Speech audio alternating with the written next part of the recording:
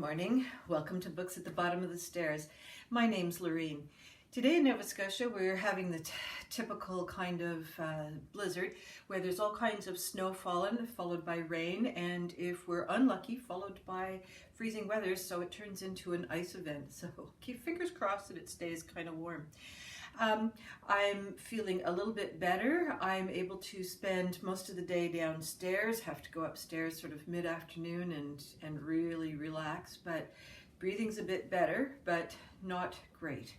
Yesterday I went for a walk around a tiny block and I made it. That's all we need to know is I made it. Count it a success. So today I'm going to talk to you about 2 out of 3 of my book clubs readings for the past month.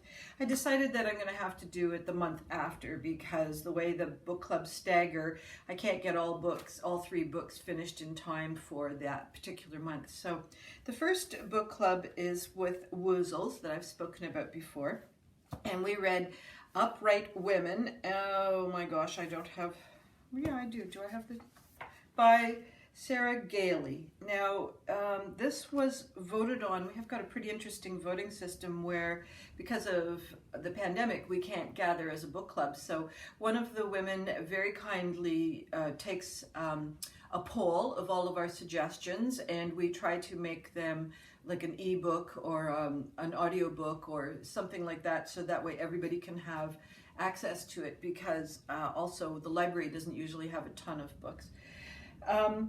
And so the choice for Upright Women Wanted was through a poll, and everybody really liked the plot line. It's about women being called to be librarians in a dystopian world, and because a lot of the people are readers, of course the notion that it was librarians really appealed. It's got a bit of a Western flavor, which was going to be new to most of us, and it also definitely had a queer romance part, but we weren't really sure how that was going to play in. It was sort of alluded to. I don't think it was part of the blurb that the publisher put out, so I don't remember if that was really part of what attracted us to the book or not. I think it was the fact that it was about a librarian. So the premise is that there are these librarians who go from community to community giving out correct, governmentally approved literature in the way of pamphlets and books and brochures, and that if you're found with anything contrary to what the librarians have been authorized to hand out, it's a crime punishable by death. And the second part of the story, the plot points of this book are good, I think. We've got a woman who's running away from her home because her lover has been hung for having this offensive kind of literature. That happens in the first chapter, so it's not a spoiler.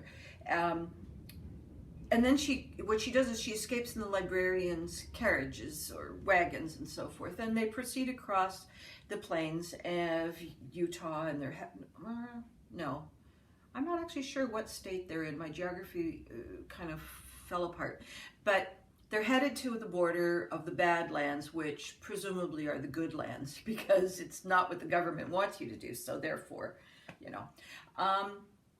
It had plot points. There's chases, there's murders, there's a posse, there's escaping women, there's love stories. This was just about one of the worst books I have read in a long time. I did not finish it. In order to participate with the book club, you know, I just scanned random passages after about maybe 75 pages, because the young girl, the protagonist, whose name, did I even write it down? I don't think I even wrote it down. That's how much I didn't care. She was terrible. It was a terrible main character. She had, there was like something wrong with her brain. Her lover has just been hung. She escapes with the librarians and promptly falls into lust with one of the librarians. Like, how improbable is that? Do you not even grieve for 24 hours that, you know, someone you really dare, totally aside from the fact that they're a lover, they're also a childhood friend, so would you not even grieve that for 24 hours? Anyways, it just went in from that. It was like every time something violent happened, she got horny. I couldn't buy into it. The other women were better characters, but undeveloped. So there was the librarian two characters were pretty interesting. Had obviously come through some pretty hard times to be where they were. They had a love thing going on between them as well, and one of them was transgendered. So I will give the author points for how she handled this character and explaining their pronoun issues to the uninformed. That was very gracefully done. Aside from that, black. So I didn't finish it. Nobody in the book club really liked it.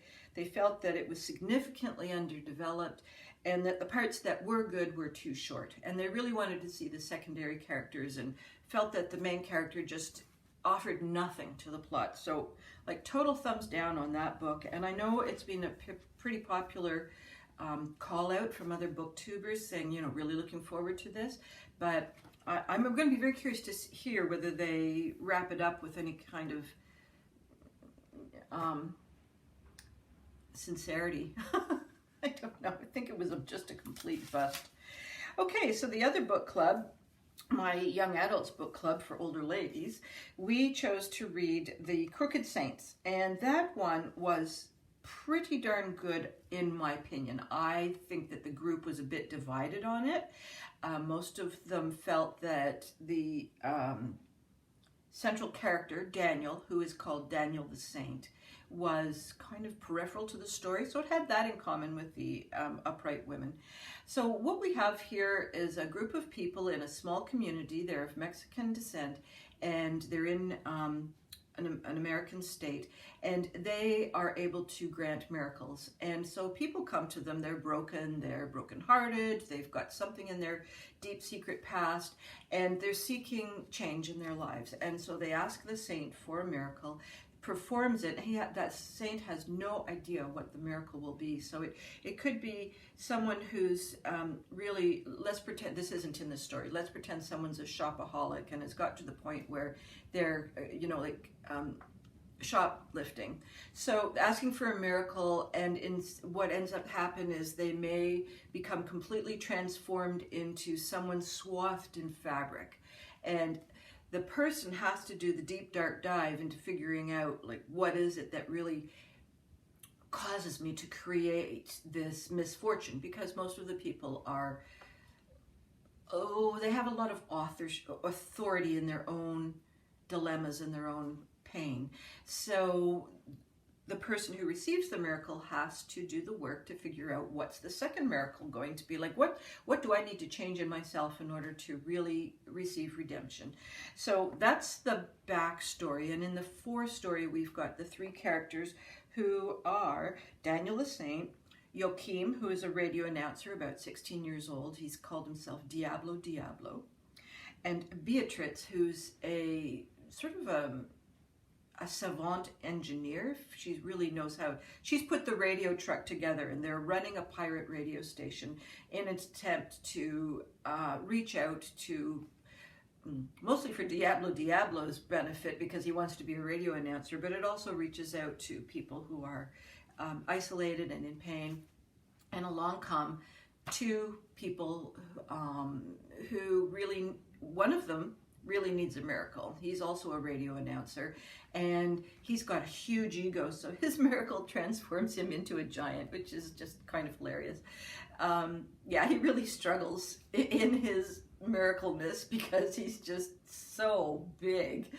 The other fellow was not seeking a miracle. He was seeking the truck that they used for the radio station, and so he's just a fairly equilibrious, there's a new word for you, fellow, and he's grounded, he's centered, and what he becomes is the conduit through which the miracle givers and the whole enclave can communicate to the miracle receivers, because as time has transpired, the people who give the miracles do not help the people receiving the miracles, because there's backlash.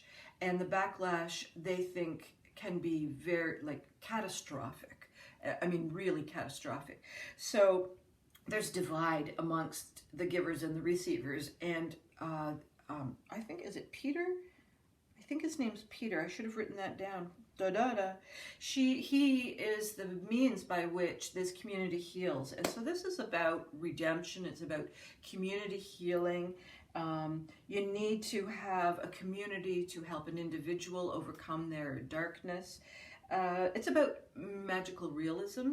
One of the people, or the methodology is magical realism, and one of the people in the book club was speculating about the political purposes of magical realism, and that's a piece I have to kind of do a bit of research on. I'm not convinced that all magical realism is political, so I'm going to have to do a little Wikipedia. Let's see.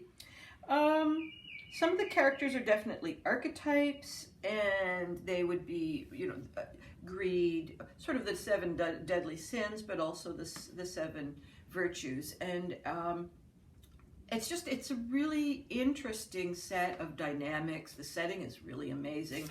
The author, who I didn't mention, and I have the book here, oh my goodness, Maggie Stiefvater. She does a beautiful, beautiful portraiture of the landscape, and I think of the characters too. As we're coming to know them, she will describe a pair of twins who are bickering with each other, and she does a lovely character drawing of these twins.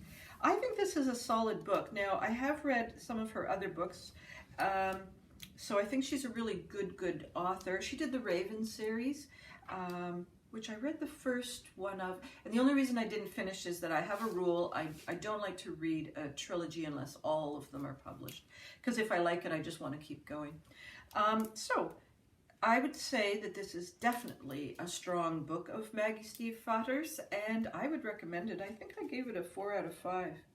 So the last book is with my Indigenous Readathon, a year-long project, and we're supposed to be reading Blonde Indian by Ernestine Hayes. I could not get hold of the book, and what this book club does is takes the whole month to read the book, so all of January, and then they do their online presence book club thing in February. So we're sort of always a little bit back. So I guess what I'm saying is that I can't really report on those books as promptly as I'd like to.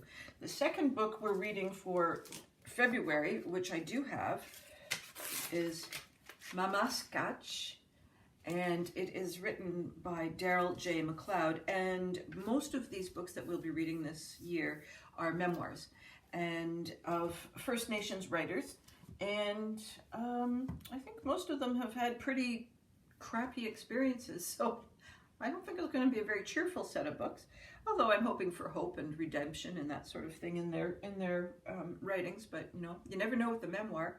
So that's it for my 3 book clubs this month.